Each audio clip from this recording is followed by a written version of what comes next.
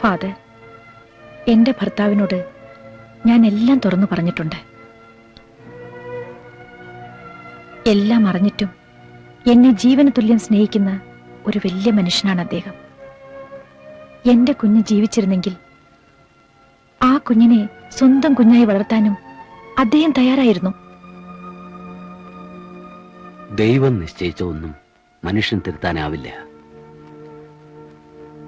പത്മാവതി, നിന്റെ സഹോദരന് ഞാൻ കൊടുത്ത വാക്ക് പാലിക്കാൻ എനിക്ക് കഴിഞ്ഞില്ല. ഒരു വൈദികൻ അങ്ങനെ ചെയ്യാൻ പാടില്ലാത്തതാണ്. പക്ഷെ ഞാൻ ചെയ്തത് ശരിയാണെന്ന് എന്റെ മനസാക്ഷി പറയുന്നു. ദൈവത്തിന്റെ ഇംഗിതം അങ്ങനെയായിരുന്നിരിക്കും. ഫാദർ എന്താ പറയുന്നത്? മരിച്ചുപോയി നീ വിശ്വസിക്കുന്ന നിന്റെ കുഞ്ഞ് ഇന്നും ജീവിച്ചിരിപ്പുണ്ട്.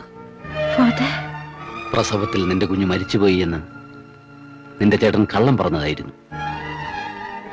ആ കുഞ്ഞിനെ ആരുമറിയാതെ നിന്റെ ചേട്ടൻ ഈ അനാഥാലയത്തിൽ കൊണ്ടുവന്നാക്കി. ജീവന് തുല്യം സ്നേഹിച്ചിരുന്ന അനിയത്തിയുടെ ഭാവിക്ക് വേണ്ടിയാണ് അന്ന് ഡോക്ടർ ജയദേവൻ ഇങ്ങനെ ചെയ്തത്. ഫാദർ, എന്റെ മോൻ. പത്മാവതിയുടെ മകൻ ഈ നാട്ടിൽ തന്നെയുണ്ട്. ആരാണ് ഫാദർ? പത്മാവതി അറിയും, രാജു.